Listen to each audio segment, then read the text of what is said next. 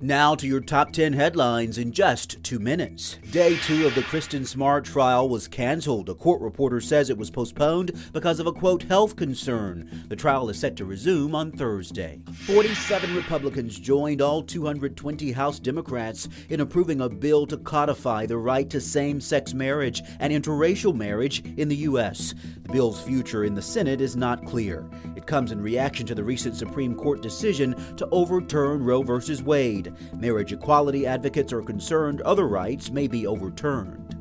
Meanwhile, at least 16 members of Congress were arrested by Capitol Police for blocking traffic outside the Supreme Court during an abortion rights demonstration. They are expected to be fined and released. The Department of Justice started making its cause today against former Trump advisor Steve Bannon on obstruction charges. Until last week, Bannon had refused to cooperate with the House Select Committee investigating the January 6th attack on the Capitol.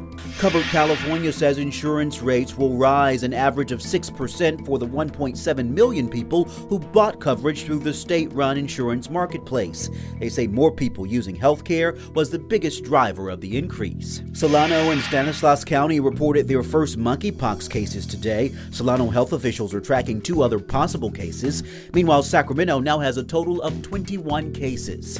A transformer explosion caused a fire this morning at the Hoover Dam in Nevada. Thankfully, the fire was quickly put out and no one was injured. Officials say the explosion will not impact the power grid. The National Park Service has released new video of the June flooding that caused severe damage to roads, water, and wastewater systems in Yellowstone National Park. Despite all of this, the north and south loop of the park is now back open to the public. After a day of torrential rain and flooding in the Bronx, a sinkhole opened and swallowed a van. The block will be closed for at least a week while crews work on repairs. A victory for Twitter in its attempt to force Elon Musk to close its $44 billion takeover. A judge ordered the trial to take place in October.